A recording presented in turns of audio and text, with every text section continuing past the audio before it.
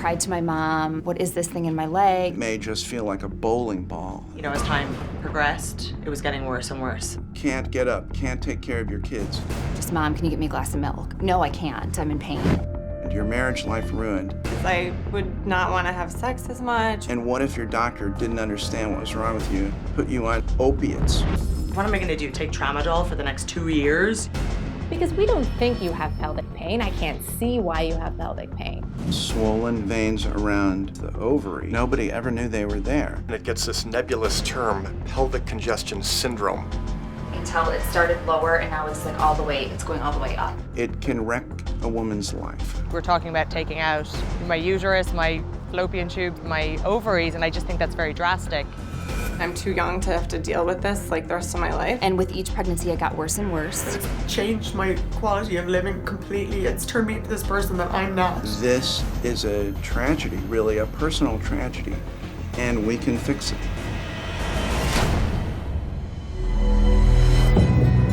Just over 50 years ago, surgery was the only option for many serious medical problems. Thanks to some innovative doctors and their stealth approach, we now have the tools and technology to treat these problems using a wire inserted through a tiny pinhole in the skin. No surgery, no stitches, no scars. This is an inside job. By injecting dye directly into the body, they can see the unseen. Traveling through the blood vessels like highways, they penetrate the microcosmos of the human anatomy, offering big solutions without big incisions. Expanding the realm of the possible, giving hope where there was none. This is the story of today's real superheroes, the inspired doctors who are saving lives and treating clots, cancers, disease, stroke, all without a scalpel.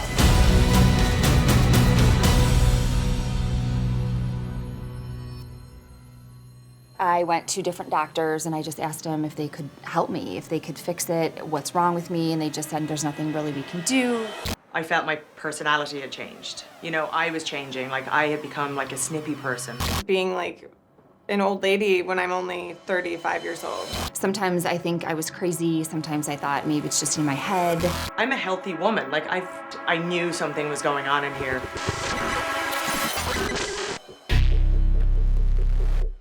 There's a term called hysteria, which is a sort of a dismissive word. Oh, you're being hysterical. You're upset over nothing. Hysterical comes from the Greek word hysteros, the root word for the uterus. It's a way to sort of blame a lot of issues on women's reproductive equipment. It also covers the failure of the doctor to really find out what's going on.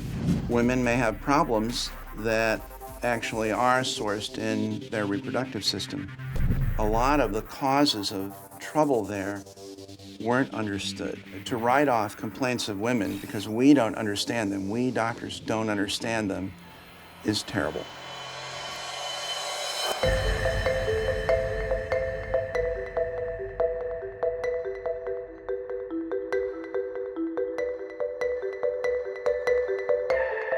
An interventional radiologist is a specialist doctor who has specialized training in imaging to guide tiny tools through little pinhole incisions without any stitches to try and fix or repair disease conditions inside non-surgically.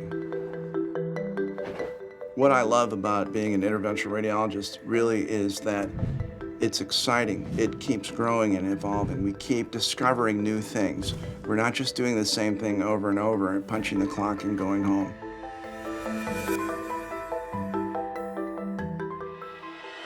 Frequently, we see patients who have been given up on by the rest of the medical community, told that there's nothing you can do.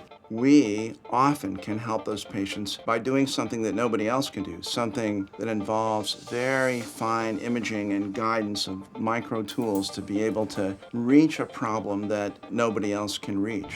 It's very rewarding. It's a wonderful job. Women have been going to physicians with problems or complaints for millennia. What we really need to do is to look at our female patients, really investigate and find out what's going on, what's wrong, and to use every high-tech tool that we can to really get to the root of the problem. Steve and I have been high school sweethearts. We started dating at 14, and we've been together ever since. I met him through my brother playing hockey. He was a hockey player, and I found him cute. With Gianna, when I was pregnant with Gianna, I started noticing I had a varicose vein in my leg, and that's kind of what started it all. I cried to my mom, I was like, what is this thing in my leg? She's like, it's normal, it will go away after pregnancy. It didn't, and with each pregnancy it got worse and worse. Not only did I get him in my legs, but I also got him vaginally, which made it very difficult. Our patient, Lisa, has really been suffering for a long time. She's had a lot of pelvic pain, so we're pretty excited about having a chance to help her out without surgery. She's a school teacher. This bothers her at work. I'm on my feet all day long. I was ordered to wear compression stockings, which is not fun when you have a huge belly and it's hot and they're summer babies and I'm trying to bend over and get these compression stockings on. I'd cry, but it was the only way I can stop the pain. So from the ovaries, blood should always flow up toward the heart. If there's an internal obstruction, there may be a backup of pressure, and veins, being very thin-walled, may dilate, become congested. This may mean an aching type pain. So the original symptoms was, I'd get a lot of pressure in my pelvis, and if I spent any time on my feet at all, by the end of the day, I would be in a lot of pain.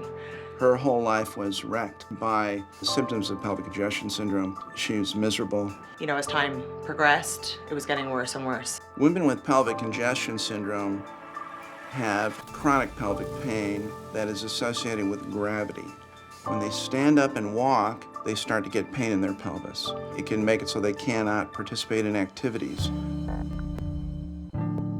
Being like an old lady when I'm only 35 years old. I want to be able to go to my gym classes with my friends and not feel like I can't make it all the way through the class because my groin area is like feeling heavy and painful. Pelvic congestion syndrome is a condition that has been hidden from doctors. The same condition in men is very well known. In 200 AD, the Greek physician Galen noticed that some men had enlarged veins around their testicles, and you could see it. If the same condition, painful, swollen veins around what in women is the ovary, happens, you can't see them from the outside. Until we could use advanced imaging techniques to look inside women and see those veins, actually map blood flow to see what the problem was, what the cause was, there was no way to help these women. What do you guys want for lunch today? I don't know. Twisters?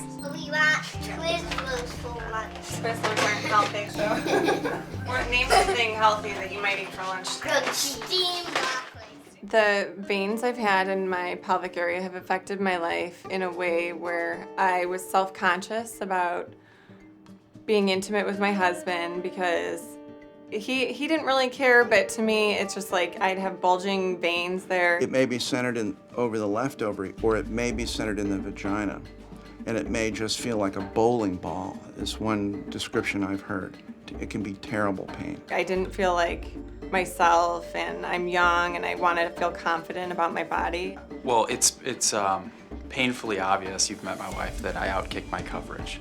So thankfully I was very convincing when I met her and continue to be, but we've known each other for over 10 years now, and I know her very, very well, and I can tell when sometimes she's a little less confident compared to her ridiculously outgoing, beautiful self. That personally was like the hardest part about it for me because I would not want to have sex as much or kind of turn him away or not want him to see down there because I was embarrassed.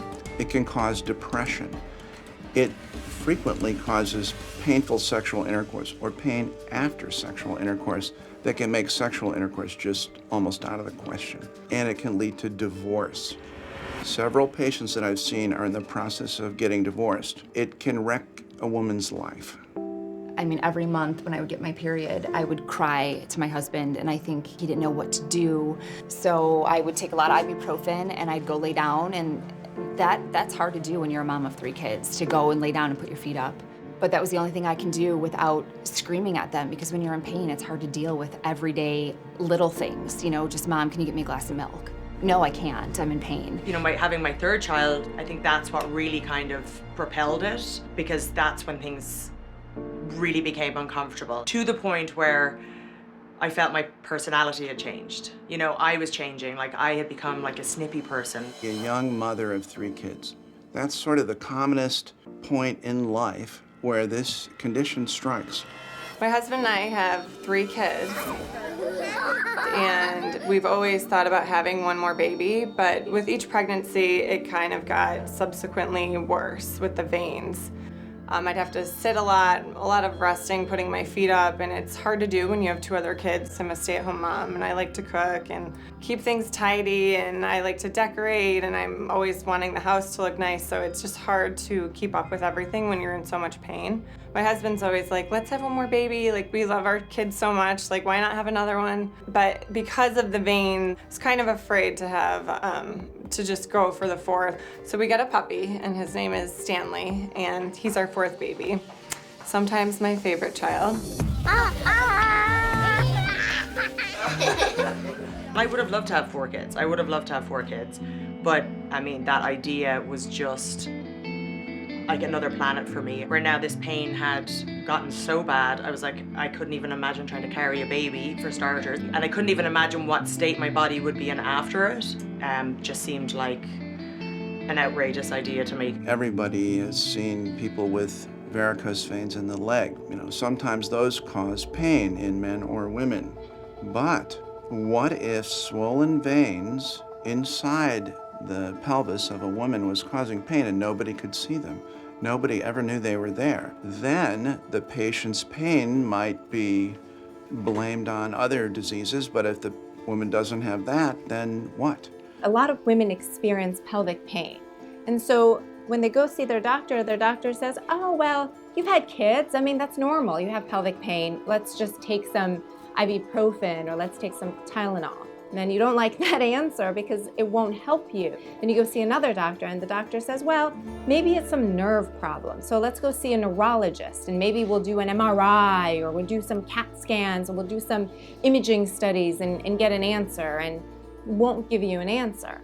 And then you'll go see another doctor, and the doctor says, well, I mean, are you feeling well? Maybe you should see a psychiatrist. So you see what happened. They dismissed her pain, right? They said, oh, you have pelvic pain. It's probably not because of anything other than maybe some mood disturbances. So let's put you on an antidepressant. Let's put you on an anti-anxiety medication. Because we don't think you have pelvic pain. I can't see why you have pelvic pain. I can't actually pinpoint the time of my life when I was started to have that pelvic pressure, but I know it extends back to as far back as maybe 7 years ago. You know, I'm very regular with going to see my gynae once a year. I would mention it every year. And every year, nobody grasped onto me talking about these symptoms I was having. It got to the point where I was dreading going out. And I love going out, I'm very social. My husband would get tickets to the Hawks game. And, you know, would be, you know, in an area where we'd be standing a lot. And I wouldn't even want to do that because I knew by the morning I'd be, you know, the whole day would be shot. It's hard to enjoy life or do anything, and you can't just take a week off anytime you want if you're a mom. And you can't also spend your life taking painkillers just to try and get through the day, you know. That was the other thing. I couldn't take them in the morning because I could, you know, I could feel the effects of it, and I can't function like that. And nor do I want to be taking something day in and day out, because at that point we didn't know when we were going to be able to do the procedure. So I'm like, what am I going to do? Take tramadol for the next 2 years, you know? Imagine can't get up, can't take care of your kids, put off having another kid, quit your job, get divorced, your sex life ruined, your marriage life ruined, everything ruined. And what if your doctor didn't understand what was wrong with you and put you on nerve-numbing agents, opiates, or sent you to a psychiatrist? For the longest time, people thought that women with pelvic congestion syndrome were crazy. So if you feel constant pressure in your pelvis, if you can't stand up, if you have terrible pain after intercourse, you're not going to be happy, right? So you can understand why these women are depressed. So I was having a lot of pain when I was ovulating and during my period, to the point where I would have to sit down, or anywhere I was, like even at the park, trying to play with my kid. When the rest of my friends are standing around and we're all talking, I'd like want to go and sit, and I just feel like I'm young. I should not have to feel this like throbbing heaviness feeling. I went to different doctors and I just asked them if they could help me, if they could fix it, what's wrong with me, and they just said it's varicose veins and there's nothing really we can do. Sometimes I think I was crazy, sometimes I thought maybe it's just in my head. So, it was talking to doctors after doctors and midwives and, mentioning these symptoms and being told nothing was wrong with me. And I'm going, I'm a healthy woman. Like, I've never had anything serious go wrong with me. I've never had surgery. I've never, anything I've ever gone to the doctors is basic. I knew something was going on in here.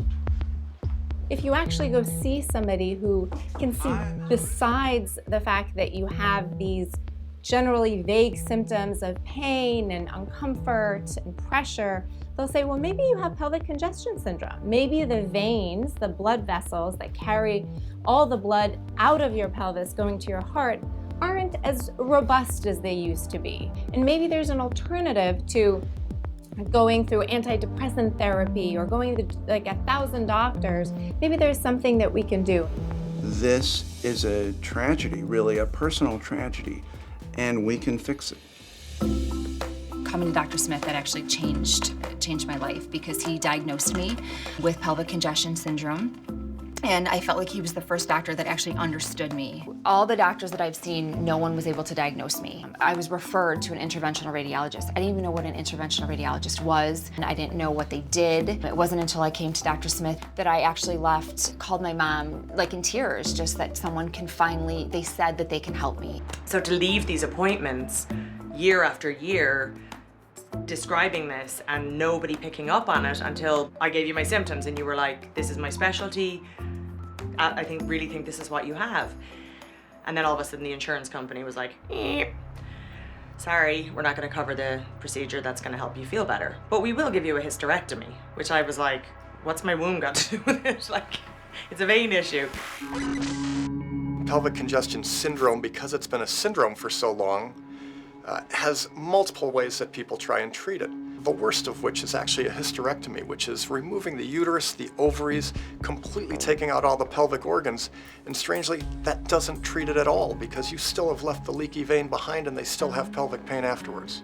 Fighting with the insurance, that was another huge battle. We started this over a year ago and the insurance company basically said no. So I had went to my gynecologist and I asked her, what can I do? And she said, one, we can do a hysterectomy, but she doesn't think that, that will work, but it's worth a shot. Well, being 35, I didn't really want to undergo a hysterectomy when we didn't even know if it was going to work. Pelvic pain is usually handled by gynecologists. They're the experts in women's conditions. But it isn't really a disease of the ovary or the uterus or the vagina. It's a disease of the veins in that neighborhood of those organs. And their training really isn't to evaluate those. So after a long workup and investigation, they may turn to the patient and say, look, we don't know why you have pain. I advise a hysterectomy. We should take your uterus and ovaries out. We see a lot of women who've had hysterectomy, and it turns out that after hysterectomy, 40% of women who have this aren't better, and about 5% of them are markedly worse. Just because the insurance company said to me, we'll let you have a hysterectomy, I wasn't going to just agree to it and say okay, because I knew that wasn't right for me. I knew there was something that was a lot simpler, a lot easier. It wasn't going to be taking away from my life too much. I do think it's important that we get the word out there because I don't think that what I have, the pelvic congestion, I don't think it's probably that uncommon. I'd say there's a lot of people walking around with it and the doctor says you don't have anything, there's nothing wrong with you. I do believe that there's a lot of people that put so much trust into their doctor that they walk away and say okay, and then they're just suffering. I think one problem that we have in medicine, especially dealing with women, is the problem of paternalism. We doctors are brilliant. We know everything. We should tell you what to do. We know what's good for you. You got a problem with your uterus, we should just take your uterus out. I'm trained to do that. That sort of paternalism is a terrible problem because we're not treating the patient as if the patient has a life, an opinion. We're not really offering them all the possible treatments that technology has achieved. There's a tyranny of the obsolete if all you know how to do is to cut out the uterus. Interestingly, the paternalistic doctor-patient relationship is expressly forbidden by the American College of Obstetrics and Gynecology. The only time it's acceptable is if the patient is mentally incapacitated. If a gynecologist says to a woman, we gotta take your uterus out, that's the best thing, doesn't tell her anything else, that's what you need, he's treating his patient as if she were mentally incapacitated. We're talking about taking out all of my female, my uterus, my fallopian tubes, my ovaries, and I just think that's very drastic for something that's easily fixed. Probably the third time that my denial came back from my insurance company, I met one of my husband's closest friends. He had been diagnosed with the male version of what I have, and his was approved first time around. So his process was going to the doctor with an issue, getting a diagnosis, and getting approval to get it treated right off the bat. And you know, that kind of set me over the edge a little bit, because I just think that's quite a discrimination if, you know, it's the exact same thing. I'm a woman and he's a man, and that's the only difference that I can see here. A varicocele is the male version of what we see in women, which is pelvic congestion syndrome. The interesting part of that is that in men, we call that a varicocele. It's an obvious finding, it's an obvious thing that we can see and put our hands on. And in women, it gets this nebulous term, pelvic congestion syndrome. And even syndrome by itself has a connotation that implies something other than just a simple physiologic problem that we can treat. The difference is, even though it is the exact same physiology, the male version gets covered by insurance with no problems at all. And we are struggling greatly to get the female version of a varicocele, which is the same procedure, covered by insurance. I often say that pelvic pain in women is like the 5 blind men examining the elephant, where one thinks it's like a tree trunk and one thinks it's like a palm leaf.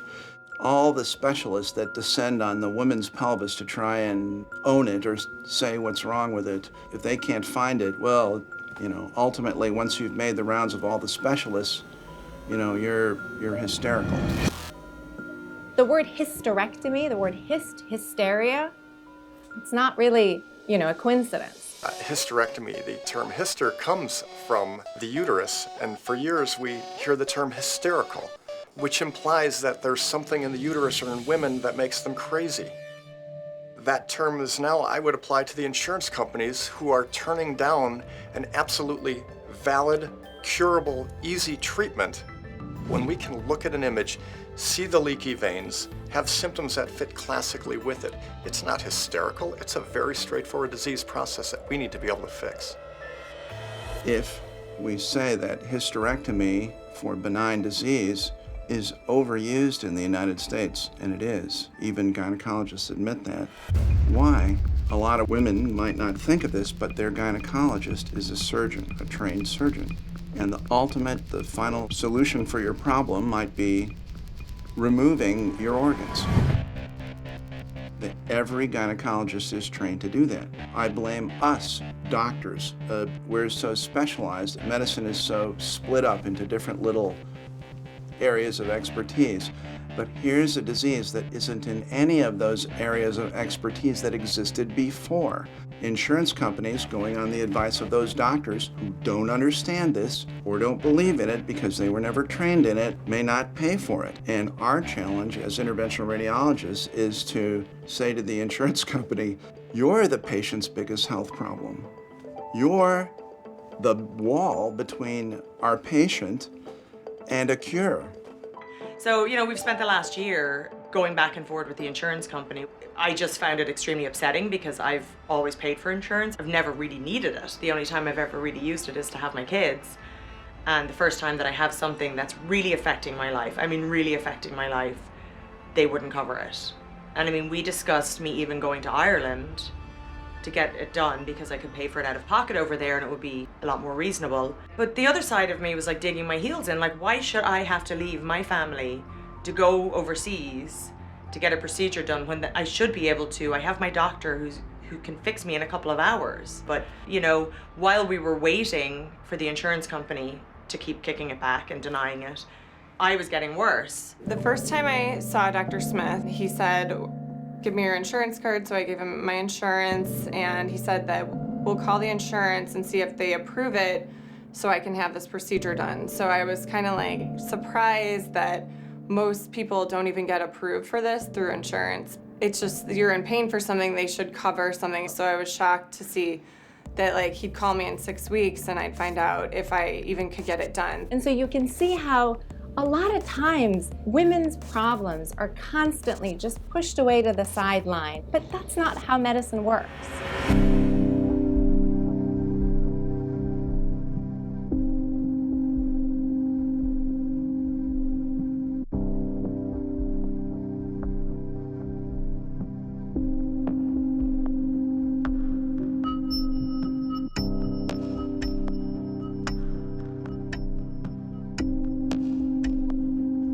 The breaking point for me was at the end of every evening, I wasn't feeling better. I was starting out every day already in pain. So it was like going day to day to day.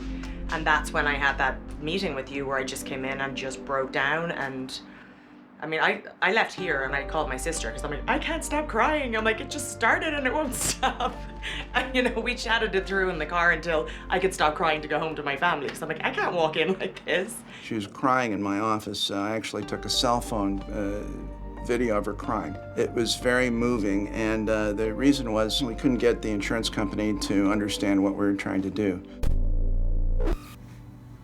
Yeah, you know, the problem's been going on quite a while, but in the past 6 months, it's just gotten really bad where I'm crying a lot, which is not the normal for me. I just feel like my temperament has changed because I'm just in pain all the time. I've got very little time where I can tell you that I don't feel it. When I get my period, it's even worse. Like I almost, and this sounds absolutely crazy, and I know I sound like a crazy person when I say it, but like when I get my period, the pressure's so bad, like I feel like I could just like cut myself just to like release the pressure. And I know I sound crazy when I say that, but that's how I feel, and it's just ongoing and constant now, and I just don't know what else to do. Tell me, what's the problem? Why we can't get this fixed? Because the insurance denied the surgery twice. And I can't understand that when it's completely taking over my life and it's changed my quality of living completely. It's turned me into this person that I'm not. I'm usually a fun, like, happy person, and I always see positive, and right now I just feel like I'm not that person anymore, and I just cry a ton, which isn't really new for me. So, that's it.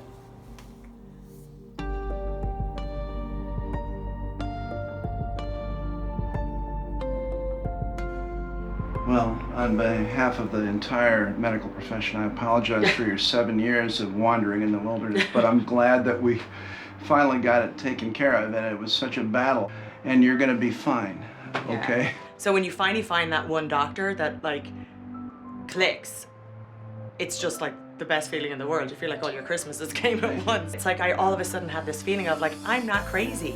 Like I'm not inventing this and I'm not making stuff up. Like I know that there's something wrong with me. I know my body.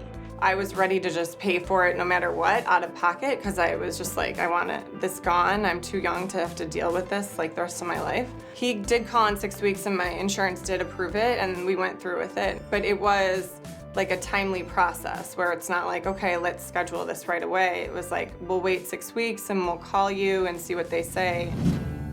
It was a blow when we found out that the insurance company wasn't going to pay for it. They basically just said no, that, you know, it's experimental, it's not necessary. That was hard. My husband and I talked, you know, is there any way financially that we could still do this even if the insurance company says no, just because I know that I need to have this done. I can't wait to feel like myself again. I can't wait to not be irritated with my husband every month and my kids because of the pain that I'm in. So I'm excited to have it done. Okay, you guys stay here with Daddy and I'll be back, okay? Hi. Hi. I'm Elizabeth. I'm gonna get ready to get up. That's great, thank you. Hi, Ms. Chikra. How are you? Hi, nice to see you. Nice to see you. How are you feeling? Have better days, but I'm good.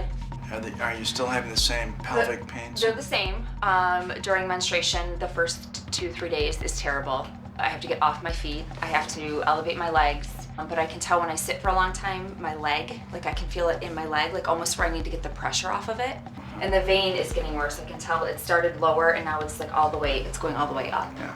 On cross-sectional imaging, it looked like that some of your veins inside were pinched off. The other thing is one of your ovarian veins looks to be dilated, so we'll see if we can just check that out and see if that's contributing to it or not. And this shows how we actually take pictures or image the veins. Here, a catheter, tiny little catheter is coming down, injecting in the left ovarian vein. Blood flows the wrong way down into the pelvis. It should be going up, it's going down, and fills these enormous dilated veins. The uterus is here, and left ovary, right ovary.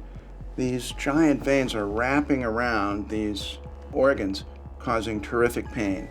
So this is the problem. How do you fix that? Sometimes we can just inject something through the little tiny catheter to block the vein and turn off that wrong way blood flow that's pressurizing stuff below. And then during the actual procedure itself, I'm not gonna feel anything? No, you'll just be sort of woozy. It's not a painful procedure. And where do we go in? Probably go in here. We might go down from here. And if we do, you'll end up with a Band-Aid there. It's not a big deal. But there's no stitches or anything with this, okay? No incision, all right? Perfect. Okay? Okay, let's do it.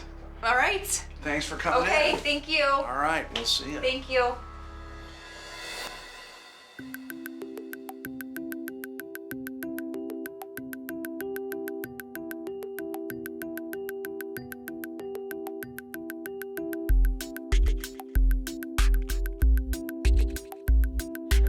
Lisa. Yes. So I'm gonna get you ready for your procedure. Okay. Tired? I'm tired I'm and going to give hungry. You're hungry. just want a hamburger. When the last menstrual period Was last week, a week and a half ago. Don't look at me.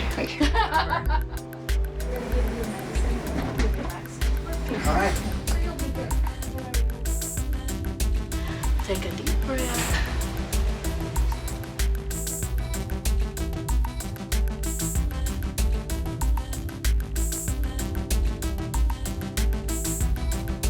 Okay, hi. You should just start feeling a little, relaxed. All right, we'll get started. We're gonna numb the skin a little bit, okay? We're just getting the wire in the femoral vein. And now we're just gonna put a sheath in, just a tube that we can put other catheters through, sort of the on-ramp to the expressway of interventional radiology. On her MRI, her left iliac vein looked narrowed. She has symptoms that go along with veins that are under high pressure, namely pelvic pain, varicose veins in her legs that don't go away despite all the regular treatments. So we're going to take a picture by squirting in some X-ray dye and then see if that fits with a problem, a blockage that might need a stent. We'll see if this shows anything. So we can see it's a little attenuated, it's a little pushed upon. That's what you see in people that have pelvic pain. We're gonna check it now with intravascular ultrasound that's been miniaturized down to a wire. And if we put it in a blood vessel, it'll spin around and give us a picture that kind of looks like airport radar. And that round white circle is going to be the signal from the catheter. So the machine will actually measure very precisely the diameter of a blood vessel. So we use it for arteries and veins. We're going to start going up there. And Steve, are you ready? I'm with you. Okay. So it looks like we have two vessels there. We're in one and there's one next door. So here we're looking inside this vein. We're questioning. Whoa. We're getting toward that vein. The thing that the catheter is in, that the circle is in, suddenly gets squoze or smashed like it is right there. It looks squashed flat to me. What we think she has, based on the venogram squirting the dye in, is that one of her arteries is smashing one of her veins against her spine. That frequently can cause congestion of blood flow in the pelvis. The vein can actually get damaged by being pounded against the spine by the arteries. this blue little flat squash thing. It's slammed there by something. What it tells us is it's really narrow. This is a beautiful depiction of the problem. It's really, it makes you feel more certain about what's going on. This is something that you can fix by putting a stent in and help. It's all fitting together. You want to make a mark there, dude? That vein is pretty narrow, and you have the symptoms, so we're going to go ahead and put a stent in there, okay? You could give her a little bit more sedation, maybe. We're going to put in a stent, a cylindrical spring that's woven, and it will push the vein open. And so now here it comes. You're going to see this thing kind of flower out, or it will look like a kind of a trumpet or something.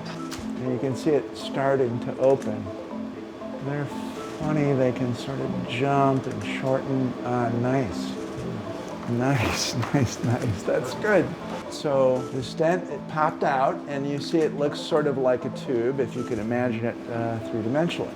Now that should be more open.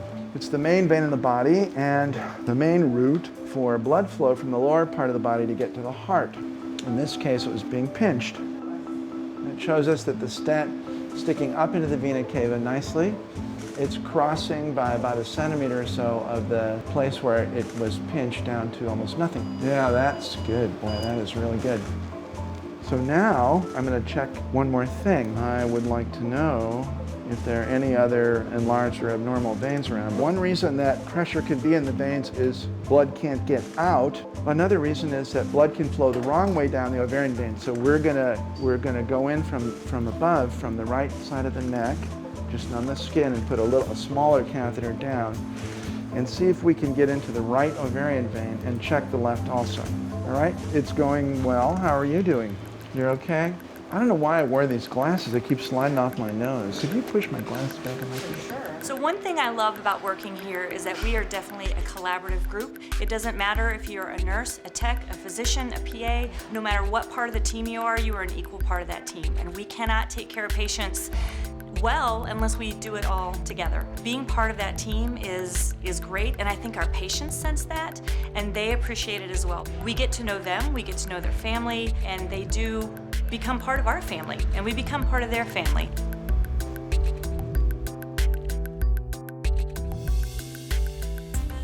You know, it's an interesting question. So, did you find anything wrong? Usually the patient doesn't want you to find something wrong.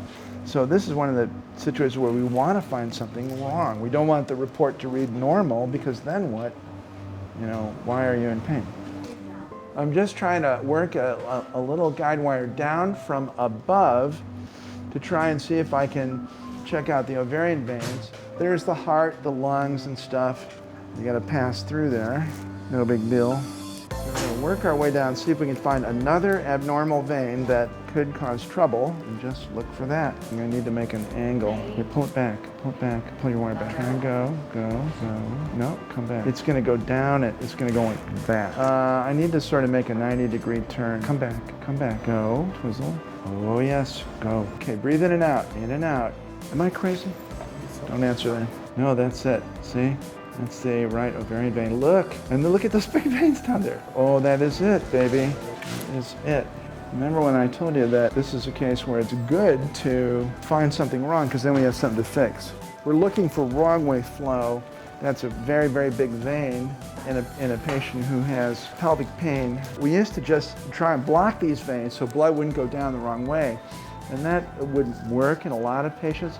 So just like treating varicose veins in the legs, we're just gonna inject some slurry. It's made out of gel foam, commonly used surgical stuff to absorb bleeding, which makes it sort of like pancake batter, sticky stuff that will go into the big veins and just sit there and take them out. We got a ton of it here. We got enough for 12 people. See? Pancake batter. So what we want is for the stuff to fix the varicose veins to go in and fix them, but stay there and not move. And so as an insurance policy, we're gonna blow up a balloon on the end of the catheter, so when the stuff goes in, it just will sort of stay there. So if I just go above that angle there, I'm cool. I'm in the big part. All right, so watch. We should see a balloon blow up there, a little round thing. There it is, see? All we want from that thing is just to be like a cork. All right, pancake batter. time. It's going into the veins, and there it's filling them, see? Down and back of the bladder, kind of sludgy looking. See it? It's going in, see? That looks pretty good. Now we need coils. I'm gonna put in some platinum coils just to cork it. We want it to just stay there. Here you're gonna see some dark things coming down the catheter. And if you look at these, they're little soft, little fuzzy things. They look like caterpillars. And they're designed to go through the catheter, and you'll see one coming down the pike, and there. They'll sort of help trap all this stuff in case it would make up its mind to move. They're cool looking, aren't they? And the coils look so dark because they have platinum in them. It blocks X-rays very well. You know how they say, all the chemicals in the human body are worth $1.65. Not you anymore. Your net worth is rising. The coils that we use are long, soft wire that's sort of jointed so you can fold it into a little tangle. And it's a very effective way to block blood flow, but it does it all from the inside. It's very cool, slick way to do it. When our patient goes home, she's gonna have a couple Band-Aids. And that's really a pretty cool thing considering all the work we did. Yeah, that looks good. So there you see the little fan-like pelvic veins that we tried to just take out. This stuff is just sitting there in them. They'll never be heard from again. Not gonna inject anything more, not gonna take a final picture or anything, we're done. It was successful, the procedure was successful, and we'll see how she does. You okay? We're done. Great, thank you guys.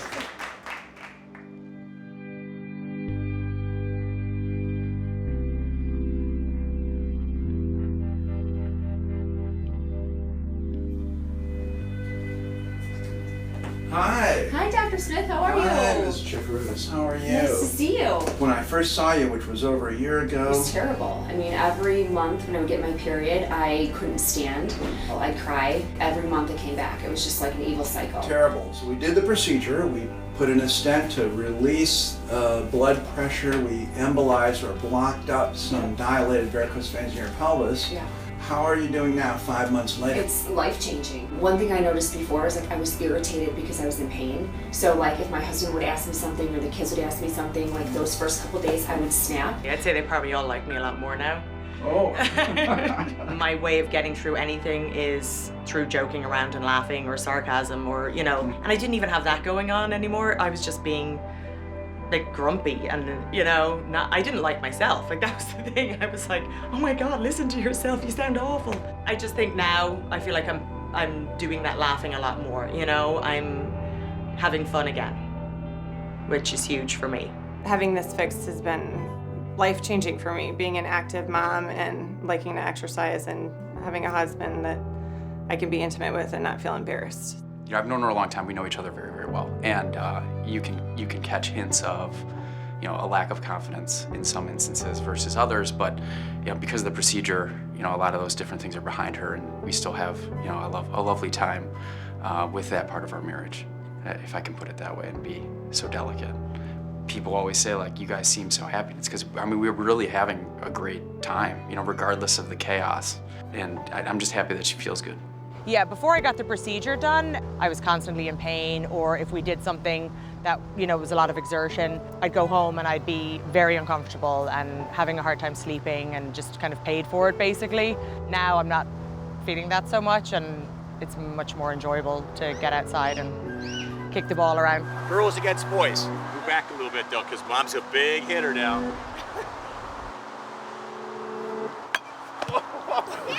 Hey, we got it! That was great. Let's try it one more time. So today, me and my husband and all of our kids, we made a cardboard boat. At our pool, they have a race. The cardboard regatta, a cardboard and duct tape boat race. Supposedly we're gonna make it all the way across a pool. 2 kids only. We've come up with the UFO, that's our theme, and it's the unidentified floating object. We are just finishing it up barely right now, actually. And then we're gonna get it in the water and see if it sinks or swims. I hope it doesn't fall off. Do you know how to paddle a boat? Yes. What's your hands?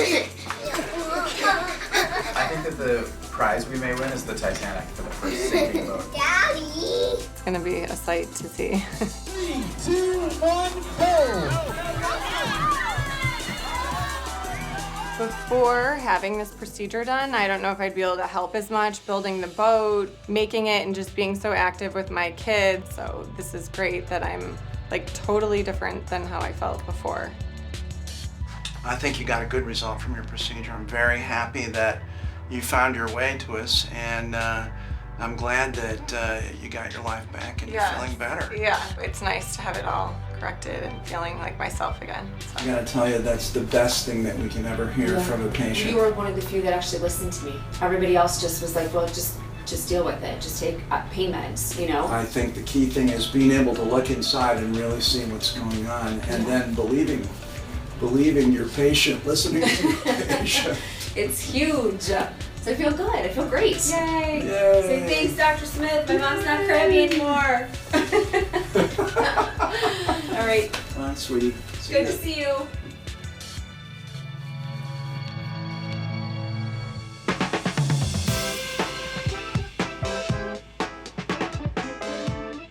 It's a beautiful day in the summer in Chicago, which is about, I don't know, 8 days long. So we have to enjoy it. It's very important to enjoy it because it may not be here tomorrow.